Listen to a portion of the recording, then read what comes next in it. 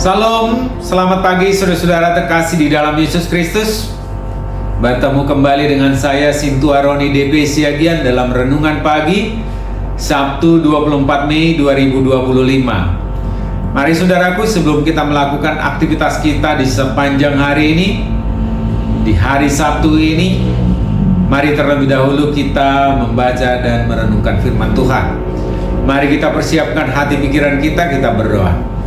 Terima kasih ya Bapa, kalau di pagi hari ini Tuhan masih berikan kesempatan kepada kami untuk sebentar membaca dan merenungkan firman-Mu.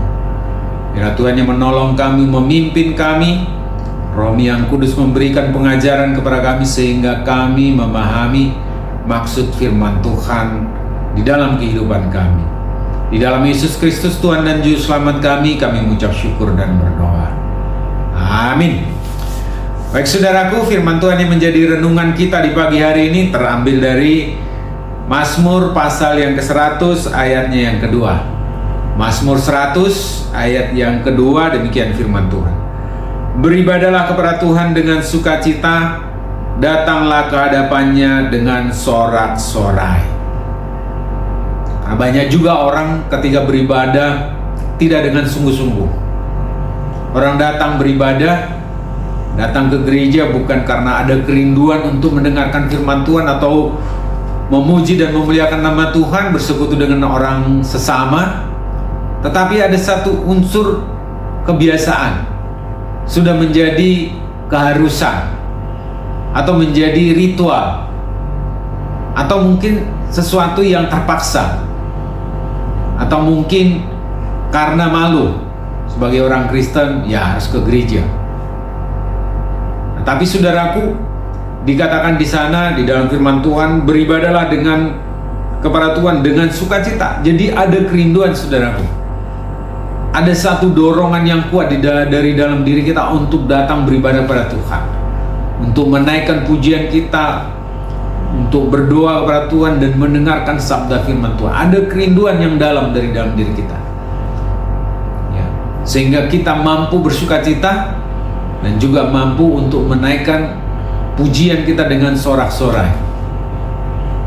Ada gereja-gereja yang lain juga ada yang menyatakan ibadahnya seperti memang terlihat riang gembira.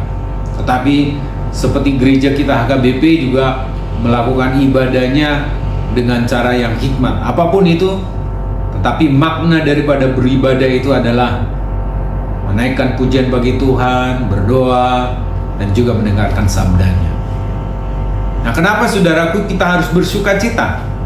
Dikatakan di dalam ayat yang ketiga, ketahuilah bahwa Tuhan Allah, Dialah yang menjadikan kita dan punya Dialah kita. Jadi saudaraku, sukacita di dalam diri kita itu muncul karena kita merasa bahwa kita adalah anak Allah, punya kepunyaan Allah. Kita menyadari dan kita sudah merasakan bahwa kita adalah anak Allah yang sudah ditebus oleh Allah, yang sudah diciptakan secara spesifik, secara khusus, dan sudah ditebus oleh Tuhan Yesus Kristus dari perbudakan dosa untuk mendapatkan keselamatan. Itulah yang mendasari kita sehingga kita mampu beribadah dengan sukacita, karena kita adalah milik kepunyaan Allah. Nah, di samping itu saudaraku, beribadah dengan sukacita, dengan bersorak-sorai, karena kita akan berhadapan dengan Raja dari atas segala raja, Allah yang maha besar, Allah maha pencipta, yang menciptakan kita. Kita adalah miliknya. Jadi kita wajib untuk memuji dan memuliakan Dia dengan sukacita. Ya, dari wajib itu artinya dengan kesadaran kita, karena kita sudah ditebus oleh Tuhan Allah, karena kita adalah ciptaannya yang mulia, yang baik, dan kita sudah ditebus, ya. Dan dikatakan di sana kita bahwa punya Dialah kita. Kita ini adalah milik Dia. Bayangkan seorang raja itu sangat dihormati, apalagi raja dari segala raja, Allah pencipta langit dan bumi, mengakui bahwa kita adalah miliknya dan anaknya. Waduh, suatu sukacita yang besar dan kebahagiaan di dalam diri kita.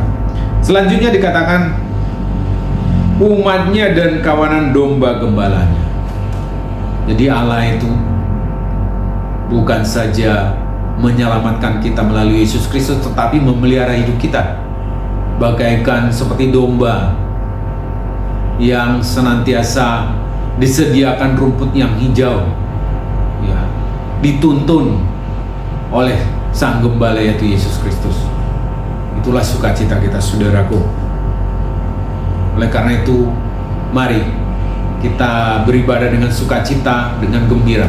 Tetapi saudaraku, beribadah yang dimaksud di sini bukan hanya beribadah di tempat-tempat ibadah, di gereja ataupun di rumah ibadah, di kebaktian keluarga ataupun kebaktian wilayah, tetapi arti yang lebih luas lagi beribadah itu adalah sebenarnya hidup, melakukan kehidupan, melakukan pekerjaan kita. Jadi apapun pekerjaan kita, apapun aktivitas kita, itu adalah dalam rangka ibadah, dalam rangka menyenangkan hati Tuhan, saudaraku.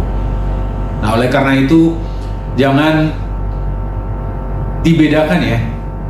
Artinya jangan kalau di gereja kita kusuk sungguh-sungguh, tetapi di dalam setelah keluar dari gereja kita melakukan perbuatan-perbuatan yang tidak Tuhan kehendaki. Padahal sebenarnya kehidupan kita ini adalah ibadah, menyenangkan hati Tuhan, dengar-dengaran dengan Tuhan, menaikkan pujian melalui perbuatan kita dan ucapan kita, itu adalah ibadah. Dan dikatakan ibadah yang sejati adalah ketika kita menolong orang sesama, ya. Artinya ibadah kita yang sejati kalau kita mengasihi orang-orang sesama, menampakkan buah-buah daripada keselamatan yang sudah kita terima, buah Roh Kudus yang terpancar dari dalam diri kita, sukacita, ya, kemurahan hati, menolong sesama, membantu orang yang susah, janda, yatim piatu. Itulah ibadah yang sejati, bukan hanya di dalam gereja ataupun di dalam rumah ibadah kita khusyuk ya sampai menangis sambil berteriak-teriak, berjingkrak-jingkrak, tapi setelah itu kita tidak melakukan. Tetapi sesungguhnya saudaraku, ibadah kita adalah kehidupan kita sendiri.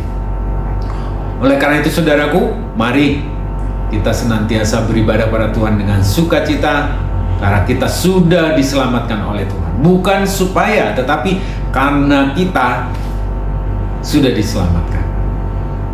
Oleh karena itu saudaraku, saudara yang masih ragu bimbang atas keselamatan saudara, terima Yesus sebagai Tuhan dan Juru Selamatmu, maka Tuhan akan memberkati dan Tuhan akan memberikan kelegaan. Tuhan akan memelihara hidup kita semua. Memelihara hidup bukan berarti berkelimpahan, tetapi Dia senantiasa menjaga kita. Demikian firman Tuhan saudaraku yang menjadi renungan kita di pagi hari ini. Berbahagialah kita yang mendengarkannya dan melakukannya di dalam kehidupan kita. Amin. Mari kita berdoa. Terima kasih Bapa, kalau firman-Mu mengingatkan kami bahwa Engkau adalah Raja, Engkau adalah Tuhan pencipta langit yang Maha Kuasa. Maka kami haruslah menghadap Tuhan dengan puji-pujian, hormat, dan juga menaikkan syukur kami. Dan kami akan dengan sukacita mendengarkan sabda-Mu, karena sabda-Mu juga akan memberikan yang terbaik di dalam kehidupan kami, menyenangkan kami, dan juga memberkati kami. Terima kasih ya Bapa, ajar kami untuk beribadah dengan sungguh-sungguh, dengan sukacita. Oleh karena itu Bapa, bentuklah kami hari demi hari ya Bapa.